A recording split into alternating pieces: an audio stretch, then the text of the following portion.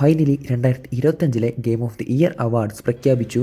എനിക്ക് ഈ ഒരു ഇവൻറ്റിൽ ഗെയിമിംഗ് അവാർഡ്സിനേക്കാൾ കൂടുതൽ ഇഷ്ടപ്പെട്ടത് പല പല ഗെയിംസിൻ്റെ ന്യൂസും അനൗൺസ്മെൻറ്റുമായിരുന്നു. അത്യാവശ്യം കിഡിലെ ന്യൂസ് എല്ലാം ഉണ്ട്. സോ എല്ലാവർക്കും ഗെയിം റാപ്പിൻ്റെ മറ്റൊരു വീഡിയോയിലോട്ട് സ്വാഗതം. ഇനിയും ഇതുപോലത്തെ മറ്റ് വീഡിയോസിന് വേണ്ടിയിട്ട് ചാനൽ ഒന്ന് സബ്സ്ക്രൈബ് ചെയ്യുക. അപ്പം നമുക്ക് നേരെ വീഡിയോയിലോട്ട് പോകാം. എപ്പിക് ഗെയിംസ് ഇപ്പോൾ ഹോഗ്വാർട്സ് ലെഗസി എന്ന് പറഞ്ഞിട്ടൊരു ഗെയിം ഫ്രീ ആയിട്ട് കൊടുക്കുന്നുണ്ട്. ഞാൻ ആ ഒരു ഗെയിം കളിച്ചിട്ടുണ്ട്, കംപ്ലീറ്റ് ചെയ്തിട്ടില്ല. അത്ര കിഡിലൻ ഗെയിമൊന്നുമല്ല, ബട്ട് സ്റ്റിൽ ഫ്രീ ആയിട്ട് കൊടുക്കുന്ന ഗെയിമാണ്. അതിൻ്റെ ഒറിജിനൽ പ്രൈസ് വരുന്നത് അറൗണ്ട് 4000 rupees ആണ്. December 18th വരെയാണ് ഈ ഒരു ഗെയിം ഫ്രീ ആയിട്ട് കിട്ടുക. അതിനുശേഷം ഈ ഒരു ഓഫർ അവസാനിക്കും. സോ PC ഉള്ളവർ കളിച്ചില്ലെങ്കിലും ജസ്റ്റ് ഒന്ന് പർച്ചേസ് ചെയ്തിട്ടെങ്കിലും വെക്കാം. ഇനി ഈ ഒരു ഗെയിം അവാർഡ്സ് എങ്ങനെയാണ് സെലക്ട് ചെയ്യുന്നത് എന്ന് ജസ്റ്റ് ഒന്ന് പറഞ്ഞുതരാം. ഫസ്റ്റ് ഓഫ് ഓൾ ഇവരൊരു ജൂറി ഫോം മെയിനായിട്ട് ഗെയിമിംഗ് മീഡിയാസ് അല്ലെങ്കിൽ ഇൻഫ്ലുവൻസേഴ്സ് ഒക്കെ ആയിരിക്കും ഈ ഒരു ജൂറിയിൽ ഇൻക്ലൂഡ് ചെയ്തിട്ടുണ്ടാവുക. അബോവ് 100 ആൾക്കാർ ജൂറിയിൽ ഉണ്ട് എന്നാണ് പറയുന്നത്.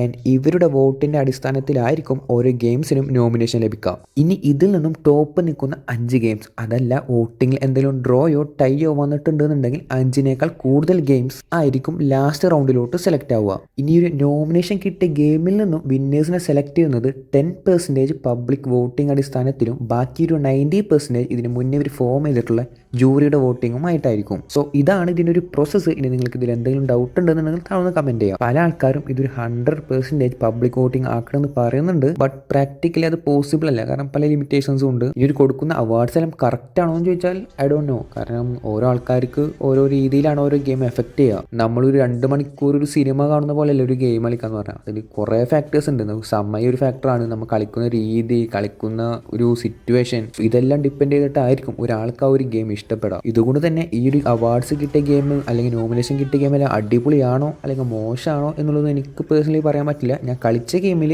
എൻ്റെ ഒരു അഭിപ്രായം ഞാനിവിടെ ഷെയർ ചെയ്യാം. Starting with best family game എന്നൊരു അവാർഡാണ്. അത് കൊടുത്തിരിക്കുന്നത് ഡോങ്കി കോങ് ബനാൻസ മറ്റൊരു ഗെയിമിനാണ്. സ്വിച്ച് ഗെയിമാണ്, ഞാൻ ട്രൈ ചെയ്തിട്ടില്ല. നിങ്ങൾ ആരെയും കളിച്ചിട്ടുണ്ടെന്നുണ്ടെങ്കിൽ അഭിപ്രായം താഴെ കമൻറ്റ് ചെയ്യുക. നോമിനേഷൻ ലിസ്റ്റിൽ എനിക്ക് പരിചയമുള്ളത് സ്പ്ലിറ്റ് ഫിക്ഷൻ പറഞ്ഞൊരു ഗെയിമാണ്. അത്യാവശ്യം കിഡിലും ഗെയിമാണ്. നിങ്ങൾ ആരെയും കോപ്പൊക്കെ നോക്കുന്നവരാണെന്നുണ്ടെങ്കിൽ തീർച്ചയായിട്ടും ഒരു ഗെയിം ഒന്ന് ചെക്കൗട്ട് ചെയ്യുക. ഇന്നോവേഷൻ ഇൻ ആക്സസിബിലിറ്റി, അതായത് പുതിയ ടെക്നോളജി അല്ലെങ്കിൽ ഫ്യൂച്ചേഴ്സ് എല്ലാം കൊണ്ടുവരുന്ന ഒരു ഗെയിമിന് കൊടുക്കുന്ന അവാർഡാണിത്. ഇത് വിൻ ചെയ്തിരിക്കുന്നത് ഡൂം ദി ഡാർക്ക് ഏജസ്. ഇതിൻ്റെ ഒരു നോമിനേഷൻ ലിസ്റ്റിൽ അസസിൻസ് ക്രീഡ് ഷാഡോസും FC26 ഉണ്ടായിരുന്നു. ഈ ഒരു 2 ഗെയിമിലും അത്ര വലിയ ഇന്നോവേഷനൊന്നും എനിക്ക് ഫീൽ ചെയ്തിട്ടില്ല. അടുത്തത് ബെസ്റ്റ് സ്പോർട്സ് ഗെയിമാണ്. ഓഫ് കോഴ്സ് നമുക്കറിയാം PvP ടൈപ്പ് ഗെയിംസ് ആണ്. ഇതിലെ നോമിനേഷനിൽ മൊബൈൽ ലെജൻഡ്സ് ഒഴിച്ച് ബാക്കി എല്ലാ ഗെയിംസും ഞാൻ ട്രൈ ചെയ്തതാണ്. ആൻഡ് പേഴ്സണലി എനിക്കും ഇതിലെ ഏറ്റവും ഇഷ്ടപ്പെട്ടത് കൗണ്ടർ സ്ട്രൈക്ക് 2 തന്നെയാണ്. ആൻഡ് ഈ ഒരു അവാർഡ് കൊടുത്തിരിക്കുന്നതും CS2-നാണ്. ബെസ്റ്റ് സ്പോർട്സ് അത്ലീറ്റ് ചോവയും ബെസ്റ്റ് സ്പോർട്സ് ടീം വൈറ്റാലിറ്റി, ഇത് 3ഉമാണ് സ്പോർട്സിന്റെ അവാർഡ്സ്. ഇനി അവിടെ നിന്ന് ബെസ്റ്റ് മൊബൈൽ ഗെയിം നോക്കുമ്പോൾ ഉമാമുസുമെ പ്രെറ്റി ഡെർബി എന്ന് പറഞ്ഞൊരു ഗെയിമിനാണ്. ഞാൻ ഇത് ഒറ്റ ഗെയിംസും ട്രൈ ചെയ്തിട്ടില്ല. നിങ്ങൾ ആരെങ്കിലും കളിച്ച് നോക്കിയവരുണ്ടെന്നുണ്ടെങ്കിൽ താഴ്ന്ന് കമന്റ് ചെയ്യുക. Best independent game award, technically well മെയ്ഡും ക്രിയേറ്റീവും ആയിട്ടുള്ളൊരു ഗെയിമും എന്നാൽ വലിയ വലിയ കമ്പനീസിന്റെ ബാക്കിങ്ങോ പബ്ലിഷിംഗ് സപ്പോർട്ടോ ഒന്നും ഇല്ലാണ്ട് ഒരു ചെറിയ സ്റ്റുഡിയോസ് ഇറക്കുന്ന ഒരു ഗെയിമിന് കൊടുക്കുന്ന അവാർഡാണിത്. ഈ ഒരു നോമിനേഷനിൽ ഞാൻ കളിച്ച ഒരേ ഒരു game hollow knight silksong ആണ്. ഞാൻ കളിച്ചതിൽ വെച്ചിട്ട് one of the best game തന്നെയായിരുന്നു ഈ ഹോളോ നൈറ്റ് സിൽക്ക് സോങ്. ഞാൻ അതിനെക്കുറിച്ചിട്ട് കൂടുതൽ ഡീറ്റെയിൽ പറയുന്നില്ല, ഞാൻ ഓൾറെഡി അതിൻ്റെ ഒരു വീഡിയോ ചെയ്തിട്ടുണ്ട്. ഈ ടീം ചെറി എന്ന് പറയുന്ന ഒരു സ്റ്റുഡിയോയിൽ വെറും 3 ആൾക്കാരുള്ളൂ കോർ മെമ്പേഴ്സ് ആയിട്ട്.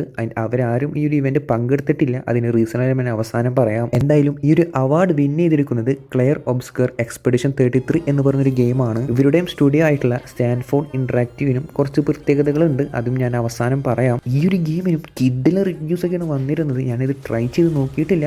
നിങ്ങൾ ആരും കളിച്ചിട്ടുണ്ടെന്നുണ്ടെങ്കിൽ ജസ്റ്റ് കമൻറ്റ്. ബെസ്റ്റ് അഡാപ്റ്റേഷൻ, അതായത് ഒരു ഗെയിമിനെ മറ്റെന്തെങ്കിലും ഒരു എൻ്റർടൈൻമെൻറ്റ്, അതായത് സിനിമയോ സീരീസോ എനിമയോ അങ്ങനെ ആക്കുന്നതിന് കൊടുക്കുന്ന ഒരു അവാർഡാണ്. ലാസ്റ്റ് ഓഫ് സീസൺ 2 ആണ് ഇത് വിൻ ചെയ്തിരിക്കുന്നത്. ഓഫ് കോഴ്സ് അത്യാവശ്യം കിഡിലെ അഡാപ്റ്റേഷൻ തന്നെ ആയിരുന്നു. ഇതിലെനിക്ക് ഇഷ്ടപ്പെടാണ്ടിരുന്നത് ഒരാളുടെ കാസ്റ്റിംഗ് ആണ്. അതെനിക്ക് മാത്രമല്ല ഒട്ടുമിക്ക ആൾക്കാർക്കും അത് ഫീൽ ചെയ്തിട്ടുണ്ട്, എസ്പെഷ്യലി ഗെയിം കളിച്ചിട്ട് ആ ഒരു അഡാപ്റ്റേഷൻ കണ്ടവർക്ക്. ഇതിൻ്റെ ഒരു നോമിനേഷനിൽ ഞാൻ കണ്ടത് ഡെവിൽ മേ ക്രൈൻ്റെ ഒരു അഡാപ്റ്റേഷൻ ആണ്. അതും അത്യാവശ്യം കിഡിലൻ സാധനം തന്നെയാണ്. ഇനി ഒരു ബെസ്റ്റ് ആക്ഷൻ ഗെയിം കിട്ടിയിരിക്കുന്നത് Hades 2. Best performer Jennifer English മെയിലി എന്ന് പറഞ്ഞിട്ടുള്ള ഒരു എക്സ്പെഡിഷൻ 33 ക്യാരക്ടറിനാണ് ഈ ഒരു അവാർഡ് കൊടുത്തിരിക്കുന്നത്. ഗെയിംസ് ഫോർ ഇമ്പാക്ട്, അതായത് സോഷ്യലി എന്തെങ്കിലും ഒരു മെസ്സേജ് കൺവേ ചെയ്യുന്ന ഒരു ഗെയിംസിന് കൊടുക്കുന്ന ഒരു അവാർഡാണിത്. ഇത് വിൻ ചെയ്തിരിക്കുന്നത് സൗത്ത് ഓഫ് മിഡ് നൈറ്റ് എന്ന് പറഞ്ഞിട്ടൊരു ഗെയിമാണ്. ബെസ്റ്റ് ഓൺ ഗോയിങ് ഗെയിമായിട്ട് തിരഞ്ഞെടുത്തേക്കുന്നത് നോ മാൻ സ്കൈ എന്ന് പറഞ്ഞിട്ടൊരു ഗെയിമാണ്. ഇത് ഞാൻ കളിക്കാൻ വേണ്ടി പ്ലാൻ ചെയ്യുന്ന ഒരു ഗെയിമാണ്. ഇതിന്റെ വിഷ്വൽസ് ഒക്കെ എനിക്ക് നല്ല രീതിയിൽ ഇഷ്ടപ്പെട്ടു. ഇതിന്റെ നോമിനേഷനിലുള്ള ഫോർട്ട്നൈറ്റ് മാർവൽ റൈവൽസ് എല്ലാം ഞാൻ കളിച്ച് നോക്കിയതാണ്, ഫൈനൽ ഫാന്റസിയും. ബട്ട് എനിക്കത് അത്ര വർക്കായിട്ടില്ല. ബെസ്റ്റ് ഓഡിയോ ഡിസൈൻ കൊടുത്തിരിക്കുന്നത് battlefield 6. Best fighting game fatal fury city of the wolves. അടുത്തത് most anticipated game. Of course ഒരു ചോദ്യമില്ല, ഒരു തർക്കമില്ല, ഒരു വോട്ടിങ്ങിൻ്റെ ആവശ്യമില്ല, എല്ലാവർക്കും അറിയാം GTA 6. അപ്പോൾ നിങ്ങൾ ജസ്റ്റ് ഒരു നോമിനേഷൻ ലിസ്റ്റ് നോക്ക്. ദി വിച്ചർ 4, 007 ഫസ്റ്റ് ലൈറ്റ്, മാർവലിൻ്റെ വോൾവെറിൻ, റെസിഡൻ്റ് ഇവിൽ റെക്യൂം. ഇത് കൂടാണ്ട് മറ്റു പല കിഡിലൻ ഗെയിംസ് 2026 വരുന്നുണ്ട്. 2025 ഹൈപ്പോട് കൂടിയിട്ട് വളരെ കുറച്ച് ഗെയിംസ് റിലീസ് ചെയ്തിട്ടുള്ളൂ. പക്ഷേ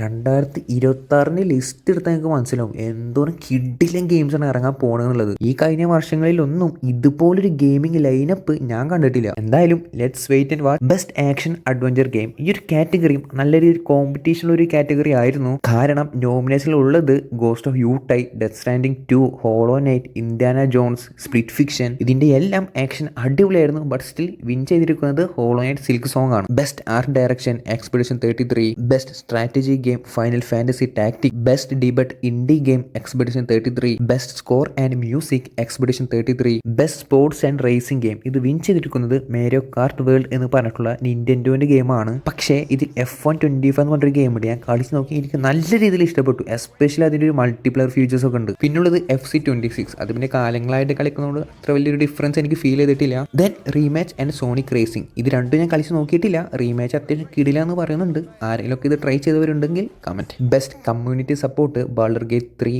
best AR or VR game the midnight walk, best RPG expedition 33, best players voice. ഇത് 100% പ്ലേയേഴ്സ് വോട്ടിംഗ് ആണ്. ആൻഡ് ഇത് വിൻ ചെയ്തിരിക്കുന്നത് wuthering wave. Best narrative expedition 33. ഇതിലെ നോമിനേഷൻ ലിസ്റ്റിൽ എനിക്ക് പരിചയമുള്ളത് ഡെത്ത് സ്റ്റാൻഡിങ്ങും ഗോസ്റ്റ് ഓഫ് യൂട്ടൈ ആണ്. ആൻഡ് ഗോസ്റ്റ് ഓഫ് യൂട്ടയുടെ നെറേറ്റീവും എനിക്ക് ഒട്ടും ഇഷ്ടപ്പെട്ടിട്ടില്ല.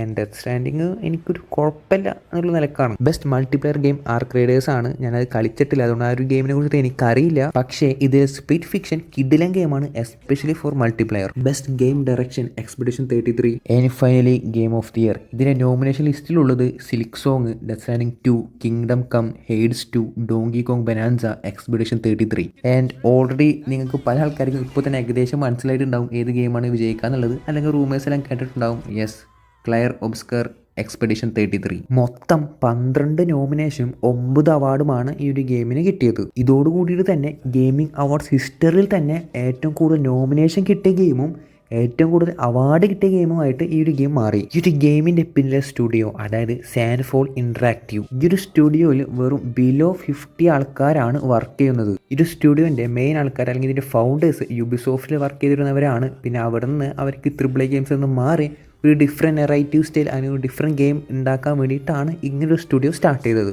ഇവരുടെ തന്നെ ആദ്യത്തെ ഗെയിമാണ് എക്സ്പെഡിഷൻ 33. ഈ ഒരു ഗെയിമിൻ്റെ റേഞ്ച് എത്രത്തോളം ഉണ്ട് എന്നുള്ളത് ഈ ഒരു അവാർഡ്സിൽ നിന്ന് തന്നെ നിങ്ങൾക്ക് മനസ്സിലായിട്ടുണ്ടാവും. സോ ഒരു AAA ഗെയിംസിന് പോലും ഇതുവരെ എത്തിപ്പെടാൻ പറ്റാത്തൊരു അച്ചീവ്മെൻ്റ് ആണ് ഒരു ഇന്ത്യ ഗെയിം ആയിട്ടുള്ള എക്സ്പെഡിഷൻ 33 ഇപ്പോൾ നമുക്ക് തന്നത്. ഇനിവേ ഞാൻ ഈ ഒരു ഗെയിം കളിച്ച് നോക്കിയിട്ടില്ല, അതുകൊണ്ട് തന്നെ എൻ്റെ ഒരു പേഴ്സണൽ ഒപ്പീനിയനും ഈ ഒരു ഗെയിമിൽ എനിക്ക് പറയാൻ പറ്റില്ല. പക്ഷേ നിങ്ങൾ ആരും കളിച്ചവരുണ്ടെന്നുണ്ടെങ്കിൽ താഴ്ന്ന് കമൻറ്റ് ചെയ്യാം, അപ്പോൾ എനിക്ക് കൂടി ഒന്ന് മനസ്സിലാവും.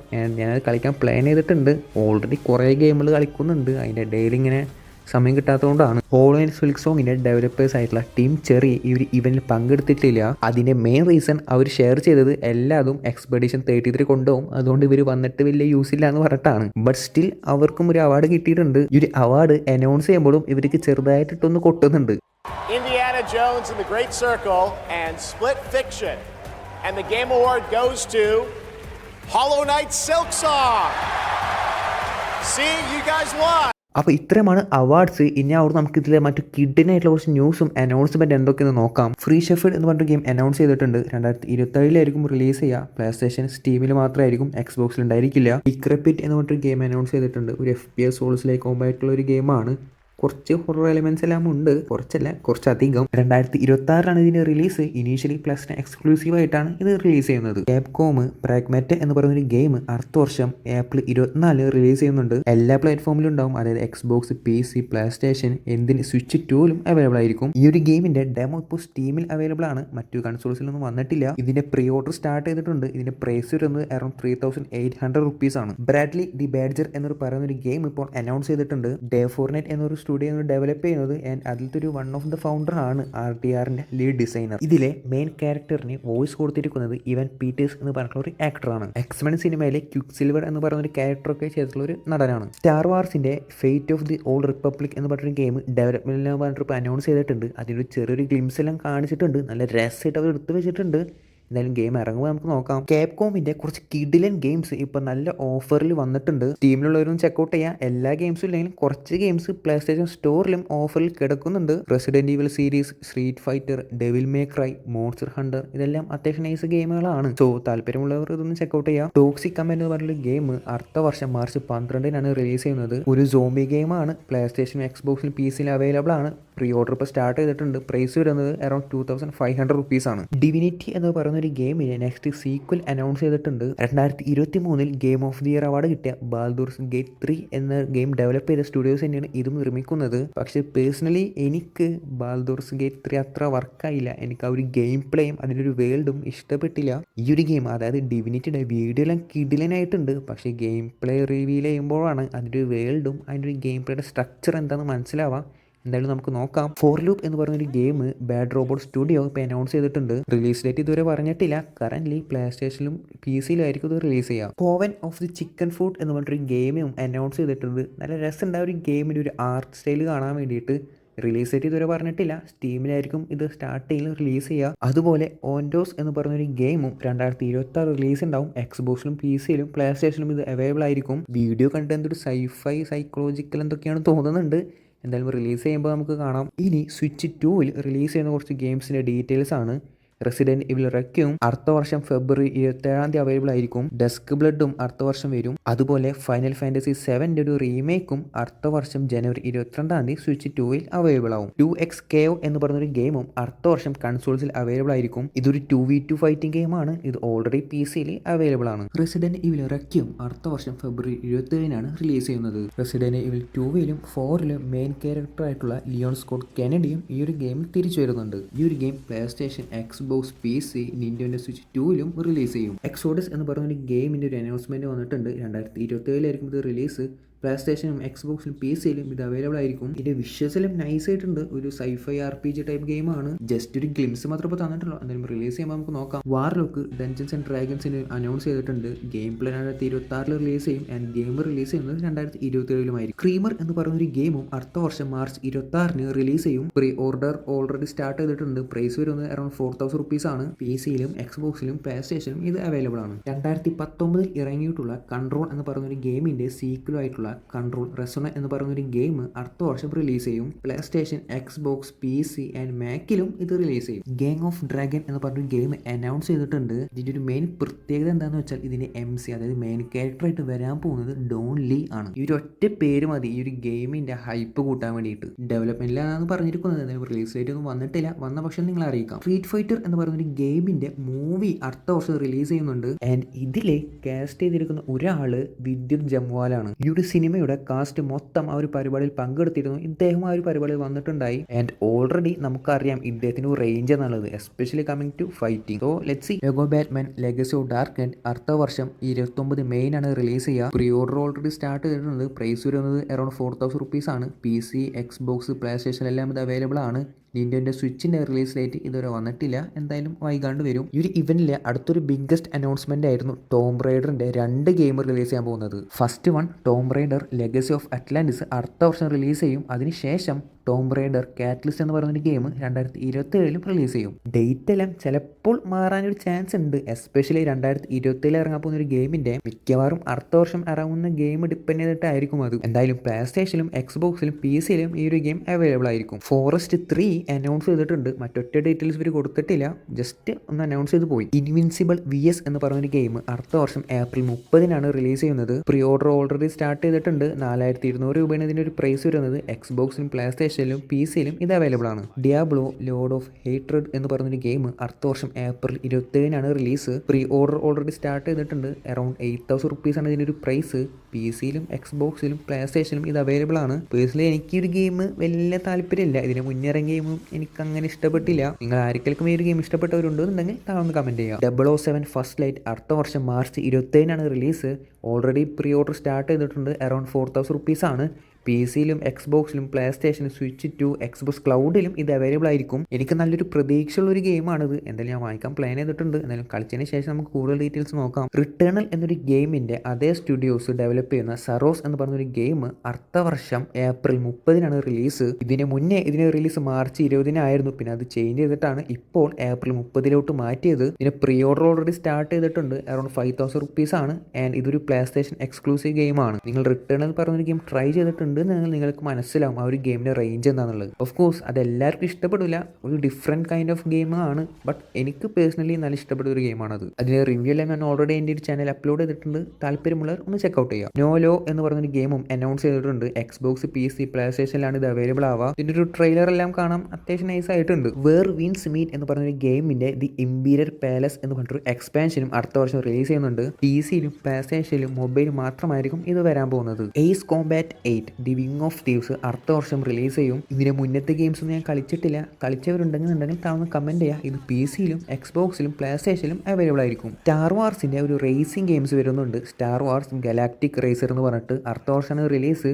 പ്ലേ സ്റ്റേഷൻ, PC-യിലും സ്റ്റീമിലും മാത്രമായിരിക്കും ഇത് റിലീസ് ചെയ്യുക. ഫാൻറ്റം ബ്ലേഡ് 0 അടുത്ത വർഷം സെപ്റ്റംബർ 9-നാണ് റിലീസ് ചെയ്യാൻ പോകുന്നത്. ഞാൻ നോക്കി കാണുന്ന മറ്റൊരു മെയിൻ ഗെയിമാണിത്. ഇതിൻ്റെ ഒരു കോമ്പാറ്റ് സിസ്റ്റം ട്രെയിലറെല്ലാം എനിക്ക് നല്ല രീതിയിൽ ഇഷ്ടപ്പെട്ടു. മെഗാമാൻ ഡുവൽ ഓവർഹെഡ് എന്ന് പറഞ്ഞൊരു ഗെയിം 2020 റിലീസ് ചെയ്യുമെന്ന് അനൗൺസ് ചെയ്തിട്ടുണ്ട്. ഞാൻ പണ്ട് PSP-യിൽ ഈ ഒരു ഗെയിം കളിച്ചിട്ടുണ്ട്. എന്നെനിക്ക് ഫേവറേറ്റ് ആയിട്ടുള്ള ഒരു ഗെയിമായിരുന്നു ഇത്. ഇപ്പോൾ അത് വീണ്ടും റിലീസ് ചെയ്യാൻ പോകുന്നുണ്ട്. പ്ലേ സ്റ്റേഷൻ 5-ലും പ്ലേ സ്റ്റേഷൻ 4-ലും ഇത് റിലീസ് ചെയ്യുമെന്ന് പറയുന്നുണ്ട്. 2027 പ്ലേ സ്റ്റേഷൻ 4-ന് വേണ്ടിയിട്ടൊക്കെ ഒരു ഗെയിം റിലീസ് ചെയ്യാന്ന് പറഞ്ഞാൽ നമുക്ക് നോക്കാം എന്തായാലും. അതുപോലെ എക്സ്ബോക്സിലും PC-യിലും സ്വിച്ച് 1-ലും 2-ലും ഇത് റിലീസ് ചെയ്യും. സൂപ്പർ മാരിയോ ഗാലക്സി എന്ന് പറഞ്ഞൊരു മൂവി അടുത്ത വർഷം ഏപ്രിലിൽ തിയേറ്റർ റിലീസ് ഉണ്ടാവും. നിയോ 3 എന്ന് പറയുന്ന ഗെയിം അടുത്ത വർഷം ഫെബ്രുവരി 6-നാണ് റിലീസ് ചെയ്യാൻ പോകുന്നത്. പ്രീ ഓർഡർ ഓൾറെഡി വന്നിട്ടുണ്ട്. അറൗണ്ട് 4,800 റുപ്പീസാണ്. ഇതിന് മുന്നത്തെ സീരീസ് എല്ലാം അത്യാവശ്യം നല്ലൊരു ഗെയിം തന്നെയാണ്. PC-യിലും പ്ലേ സ്റ്റേഷനിലും മാത്രമായിരിക്കും ഈ ഒരു ഗെയിം അവൈലബിൾ ആവുക. ആൻഡ് ഇതിൻ്റെ ഒരു ഡെമോ അടുത്ത മാസം ജനുവരി 29-നും വരും. Solo Leveling Arise Overdrive already PC-യിൽ അവൈലബിൾ ആണ്. അടുത്ത വർഷമായിരിക്കും എക്സ്ബോക്സിലും PS5-ലും ഇത് വരാം. ഹൈഗാർഡ് എന്ന് പറഞ്ഞൊരു ഫ്രീ ഗെയിം അടുത്ത വർഷം ജനുവരി 26-ന് റിലീസ് ചെയ്യുന്നുണ്ട്.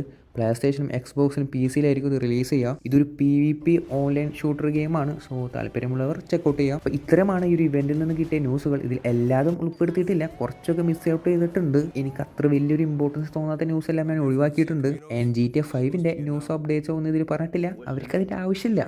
അവർ സ്വന്തമായിട്ട് തന്നെ അത് റിലീസ് ചെയ്യും. വീഡിയോയുടെ അവസാനിക്കുകയാണ്. ഞാൻ പറഞ്ഞ എന്തെങ്കിലും തെറ്റുകൾ ഉണ്ടെന്നുണ്ടെങ്കിൽ അല്ലെങ്കിൽ നിങ്ങളുടെ എന്തെങ്കിലും അഭിപ്രായം ഉണ്ടെന്നുണ്ടെങ്കിൽ താഴ്ന്ന് കമൻറ്റ് ചെയ്യുക. ഇനിയും ഇതുപോലത്തെ മറ്റ് വീഡിയോസിന് വേണ്ടിയിട്ട് ചാനൽ ഒന്ന് സബ്സ്ക്രൈബ് ചെയ്യുക.